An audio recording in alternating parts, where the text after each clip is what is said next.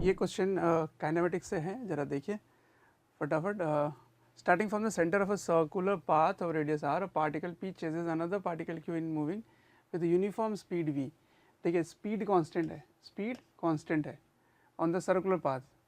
The chaser P moves with constant speed U, ये भी constant speed से है, and always remains collinear with the centre. देखिए यहाँ बातें क्या छुपी है, collinear with the center and the location of chased q, ठीक है। on which path will p eventually move and how long will it take to reach on this path, consider the cases when u is less than v, equals to v, greater than v। तो पहले part में तो ये बातें रखी हैं कि आपको पहले तो पाथ पता करना है कि फाइनली इवेंचुअली मतलब फाइनली कौन से पाथ में मूव करेगा और कितना टाइम लगेगा वहाँ पे पहुँचने में, और फिर आखिरी में क्या है कि अगर स्पीड की वैल्यू ये है तो और रेडियस ये है तो बताइए कितना टाइम, हाउ लॉन्ग मतलब कितना time p will take to reach q, pi की वैल्यू ये लेनी है, ठीक है। तो क्वेश्चन आप देखिए, इसको थोड़ा सा एनालाइज कीजिए, फिर मेरे सोल्यूशन को देखिए मैंने कैसे किया है, ठीक है। चलो तो शुरू करते हैं। सबसे पहले क्या लिखा है, सर्कुलर पाथ, रेडियस r, और जो p है वो ceases another particle q that is moving with uniform speed v on a circular path. तो जो q है बेटा, q वो सर्कुलर पाथ में मूव कर रहा है, q सर्कुलर पाथ में मूव कर रहा है और उसकी स्पीड v है, और पार्टिकल जो p है वो चेज कर रहा है उसको, ठीक है। And always remains collinear with the centre and the location this, ठीक है। तो देखिए सेंटर पे कौन है, particle p chases another particle q, ठीक है, that is moving with uniform speed v on the circular path. इसका मतलब जो q है वो सर्कल में घूम रहा है ना, q जो है वो सर्कल में घूम रहा है। तो एक बार डायग्राम बना लेते हैं, डायग्राम थोड़ा सा समझ लेते हैं बना करके। वैसे यहाँ जगह कम है तो नेक्स्ट स्लाइड में चलते हैं, आइए। ये देखिए छोटा सा है यही क्वेश्चन। तो ये सर्कल में घूम रहा है, ये सर्कल आ गया इसका, ठीक है। समझना है, बहुत ही कंसेप्चुअल क्वेश्चन है ये, ठीक है। हो सकता है जेई में कहीं पर जब काम आ सकता है। देखिए सेंटर पर एक पार्टिकल है और दूसरा पार्टिकल जो है वो सर्कल पे घूम रहा है, ठीक है, सर्कल पे घूम रहा है। अब ध्यान देते हैं, starting from the centre, centre से शुरू करते हैं, of a circular path of radius are, a particle p chases another particle q। तो यहाँ पे q है ये पार्टिकल, ठीक है, ये पार्टिकल q है और यहाँ पे पार्टिकल p है, ये इसको चेज कर रहा है, ठीक है, ये इसको चेज कर रहा है, ये इसको चेज कर रहा है, ठीक है। अब देखेंगे ध्यान से, अगर ये चेज कर रहा है तो पहले ये इसके तरफ था, ठीक है, उसके बाद ये q ऐसे मूव करेगा सर्कल में और इसका काम है इसको चेज करना, ठीक है, इसका काम है इसको चेज करना, ठीक है। तो समझना है कि ये ऐसे मूव करते करते करते करते हो सकता है किसी भी समय पे ये यहाँ पर है, ठीक है, ये पार्टिकल यहाँ पर है, q यहाँ पहुँच गया, q से second position of q, first position of q। तो p का काम क्या था, p का काम था q को चेज करना। इसका मतलब इसकी डायरेक्शन शुरुआत में यहाँ थी, फिर कुछ समय में यहाँ होगी तो इसकी डायरेक्शन फिर ऐसे हो जाएगी, फिर यहाँ होगी तो फिर ऐसे हो जाएगी, फिर यहाँ होगी तो ऐसे हो जाएगी, है ना। ये बार बार इस तरह से इसको देखता हुआ चलता रहता है। तो एक बात इसमें लिखा हुआ है कि ये हमेशा कोलिनियर रहते हैं। तो कोलिनियर का मतलब क्या हुआ कि किसी भी इंस्टेंट पे जब मैं इसको ऑब्जर्व करूँगा, ठीक है, किसी भी इंस्टेंट पे इसको जब मैं ऑब्जर्व करूँगा, आइए मैं फिर से बनाता हूँ ये सर्कल और दिखाता हूँ आपको थोड़ा से बड़े कैटेगरी में, ठीक है। ये देखिए किसी भी इंस्टेंट पे जब भी हम इसको देखेंगे ना, ये यहाँ से सपोज इस समय इस जगह पर है, इस जगह पे, ठीक है, ऐसे इस लाइन पर है, तो हमेशा ये जो पार्टिकल है ना, ये इस p को q को देखता हुआ चलता है, q को चेज करता है, ठीक है, लेकिन ये कोलिनियर भी रह रहे हैं। तो कोलिनियर का मतलब क्या है, समझाता हूँ मैं आपको कि ये जो पाथ इस तरह से कर्व बना ना, ये जो कर्व बना है, तो इसका अगर मैं कंपोनेंट में तोड़ूं, है ना, कंपोनेंट क्यों तोड़ेंगे, क्योंकि इसकी डायरेक्शन तो इस तरह से है, हमेशा ऐसी है। ये देखो ये जो v है ये इस डायरेक्शन में डायरेक्टेड है, ठीक है। u और v एक बार सही तरीके से देख लेते हैं। Particle P is moving with uniform speed v, तो ये वाला पार्टिकल की स्पीड v है, ठीक है, और इस पार्टिकल की स्पीड u है, u। तो जब ये किसी भी समय पे आप देख रहे होंगे तो इस समय भी ये कर्व पाथ में ही जा रहा होगा, तो ये जो कर्व पाथ है इस तरह से बच्चों, ये इधर की ओर u है, ठीक है। तो अगर मैं इसको दो कंपोनेंट में तोड़ दूं, एक अलोंग द रेडियस, एक अलोंग द रेडियस और एक परपेंडिकुलर टू द रेडियस, ठीक है, इस डायरेक्शन में इसको तोड़ देता हूँ, ओके। तो ध्यान दीजिएगा, ये वाला हो गया, ये वाला हो गया एंगुलर तरीके से, तो इसको u थीटा लिख देते हैं, और ये हो गया अलोंग द रेडियस, तो u r लिख देते हैं।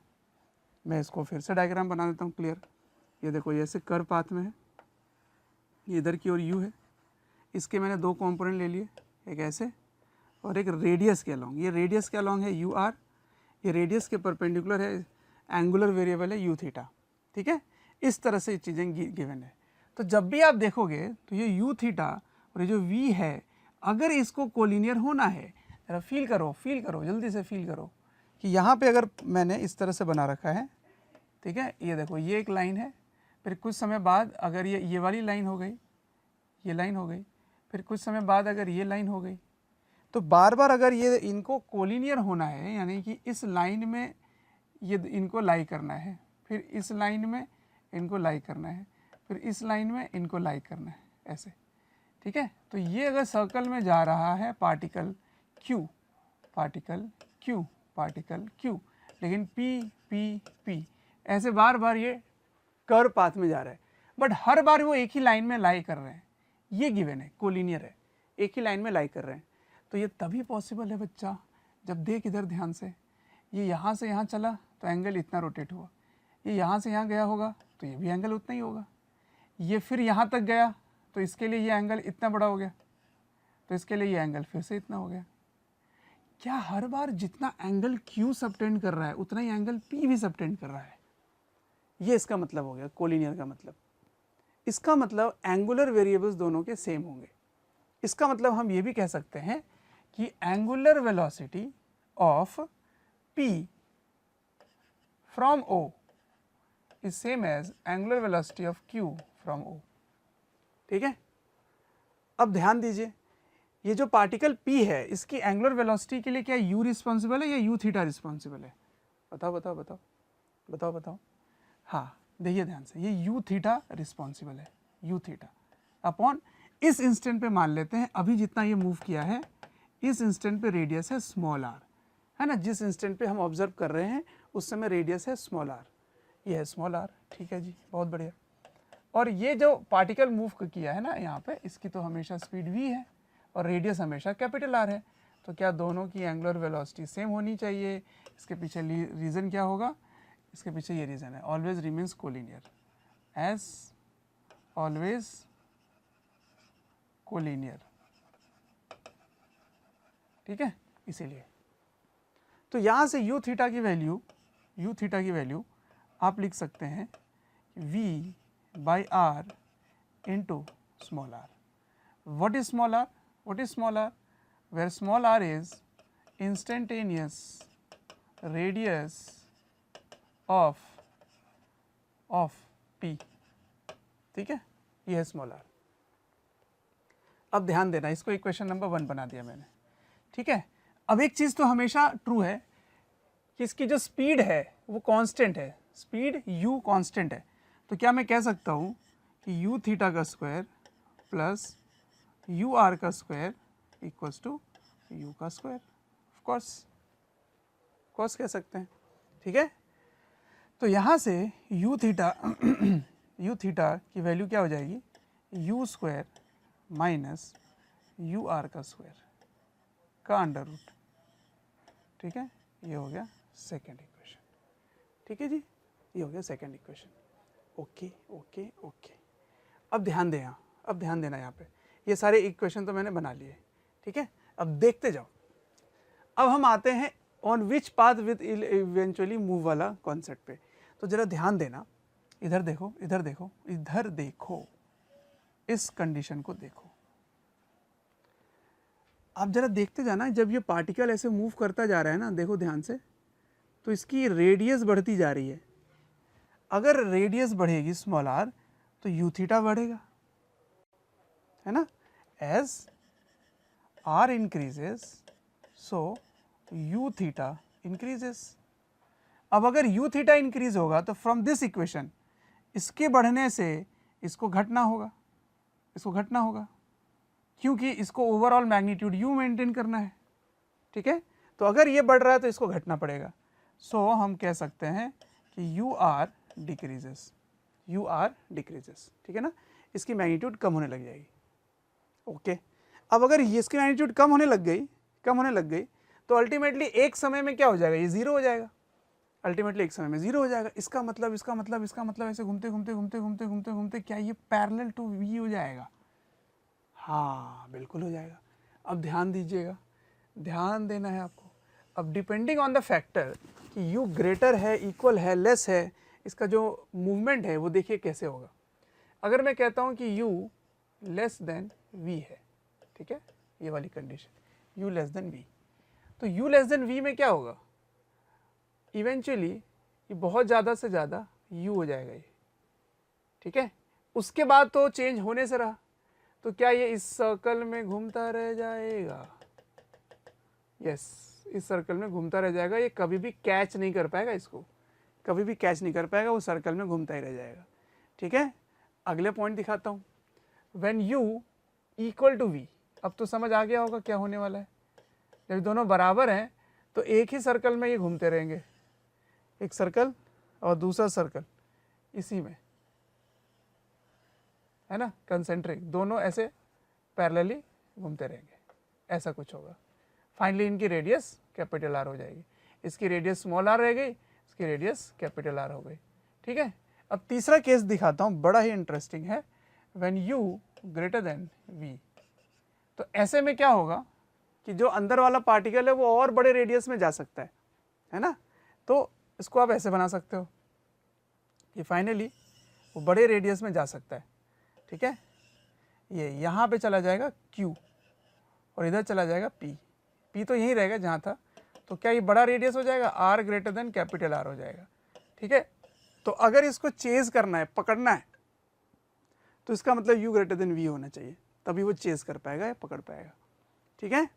तो ये तीन केसेस हो गए, move and how long will it take to reach on this path. तो यहाँ पहुँचने में कितना टाइम लगेगा अगर ये वाला केस है, यहाँ पहुँचने में कितना टाइम लगेगा अगर ये वाला केस है, और एक u ग्रेटर देन v में इवेंचुअली बड़ा रेडियस में चला जाएगा तो कितना टाइम लगेगा। अब टाइम के बारे में बात होगी, तो उम्मीद है आपने देख लिया होगा। अब इसको सॉल्व करते हैं टाइम के लिए, ठीक है, टाइम के लिए। तो देखो वो कैसे डील करेंगे। टाइम के लिए हम यहाँ से यू आर लिखेंगे, देखो यू आर को अलग करते हैं, चलो इसको करते हैं अलग, ठीक है, यू आर को करते हैं अलग।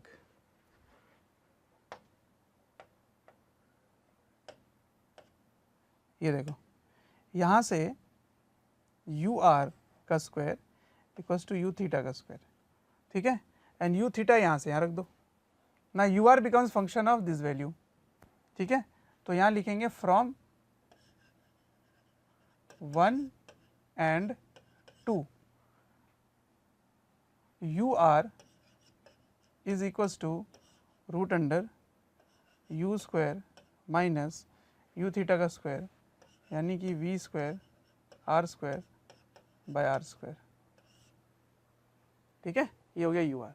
यू आर का मतलब velocity along the radius, U are का मतलब velocity along the radius. Can I say this is equals to rate of change of radius with respect to time, with respect to time, ठीक है, rate of change of radius with respect to time। अब आपको दिख रहा होगा यहाँ एक differential equation बनने लग गया है, तो ये डिफरेंशियल इक्वेशन मैं नेक्स्ट स्लाइड में लेके चलता हूँ, ठीक है। एक बार याद रखिए d r by d t is u square minus v square by r square into r square, ठीक है ना। तो d r by d t is equals to root under u square minus, ये देखो u square minus v square by r square, v square by r square into r square, ठीक है। अब इसको डिफरेंशियल इक्वेशन बनाने के लिए मैं इस टर्म को बाहर निकाल लेता हूँ, है ना, इस टर्म को बाहर निकाल लेता हूँ, तो निकलेगा v बाई आर, बाहर निकल जाएगा, और अंदर क्या रहेगा u, इसका उल्टा यहाँ आ जाएगा बाई v, है ना, by v square into r square, है ना, उल्टा हो गया ये, माइनस आर स्क्वायर। ऐसा क्यों कर रहा हूँ मैं, क्योंकि r की कोफिशिएंट 1 लाना है मुझे, इसलिए ये कर रहा हूँ। अब इसको इधर ले जाओ, उसको उधर ले जाओ, तो d r equals divided by under root of u square v square r square minus r square, ठीक है, equals to v by r equals to v by r into d t, ठीक है। Now you can integrate. जब आप integrate करेंगे तो t equals to 0 पर radius तो कुछ बना नहीं था, और t इक्वल्स टू t पर जो रेडियस बना है वो कितना बना है, आइए देखते हैं। रेडियस जब बनेगा, इधर देखिए, इस केस में स्मॉल r रेडियस बनेगा, इस केस में कैपिटल R रेडियस बनेगा, और इस केस में तो बहुत बड़ा बन जाएगा रेडियस, ठीक है ना। तो इवेंचुअली इसको कैच करने वाली बात हो रही है, तो कैपिटल R छोड़ देंगे।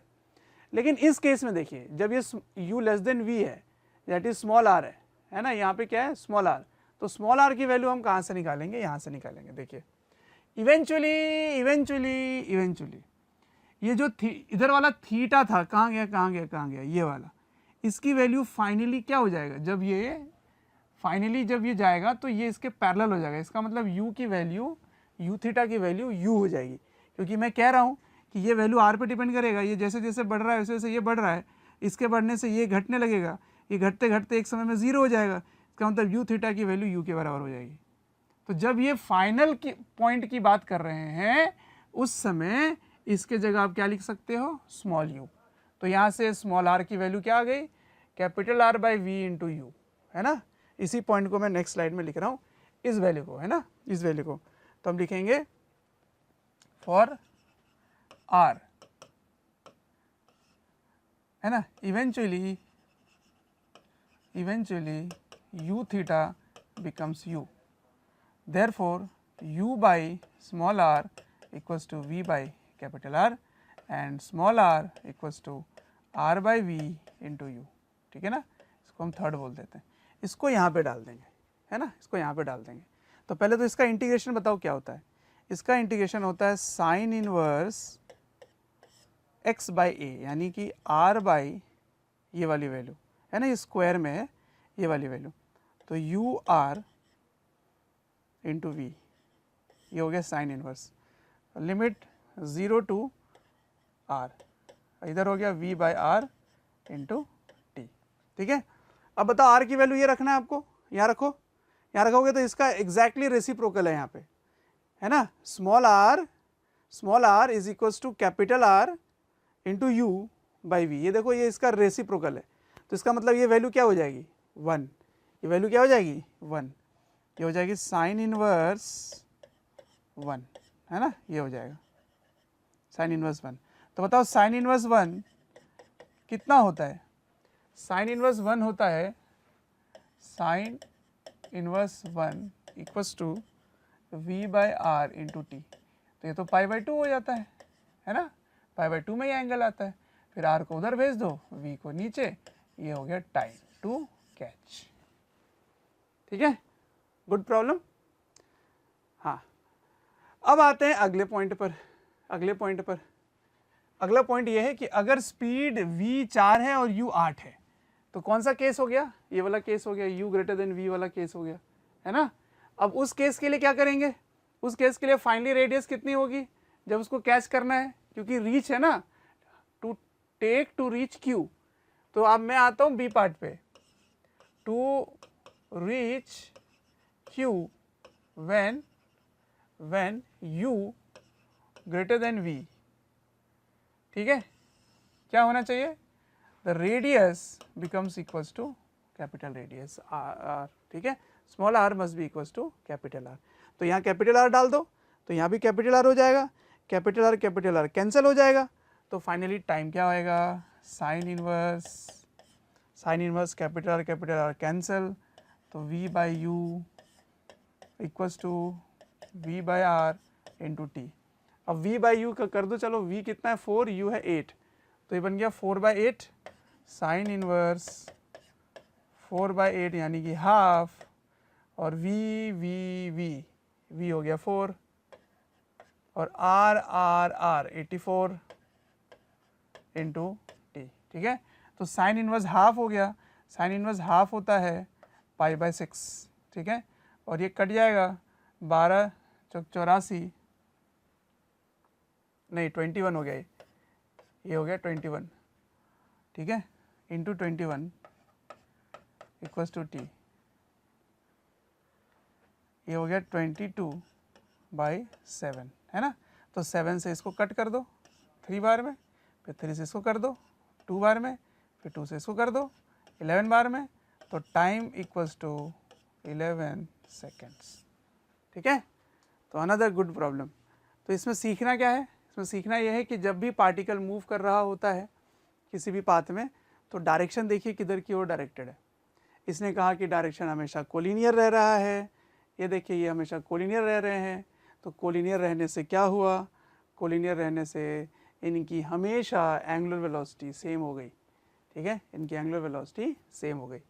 तो यहाँ से मैंने एक रिलेशन बना दिया, लेकिन u ये देखिए ये क्योंकि कर्व पाथ में जा रहा है, तो अलॉन्ग द टेंजेंट में जब u होगा तो उसके दो कंपोनेंट में मैंने रिजॉल्व किया, एक कंपोनेंट रेडियस के अलॉन्ग रखा और एक कंपोनेंट रेडियस के परपेंडिकुलर रखा, उसको u थीटा बोल दिया। फिर ये वाला पॉइंट हो गया, यहाँ पे आगे सॉल्व कर दिया हमने।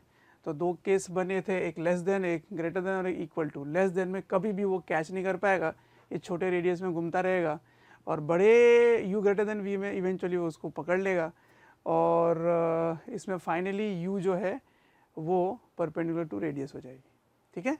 तो ये था एक problem which was very good. You can see the final result, this is the time to catch, okay. तो उम्मीद है ये सोल्यूशन और ये जो सेशन है ये आपके लिए हेल्पफुल होगा। जेईई एडवांस से रिलेटेड जो सीरीज़ चल रही है उसमें बेसिकली आपके जो थिंकिंग एबिलिटी है उसको स्टिमुलेट करने के लिए ये सब क्वेश्चंस हम ला रहे हैं, ठीक है। फिर मिलते हैं अगले सेशन में कुछ क्वेश्चंस के साथ, तब तक सी यू, बाय बाय।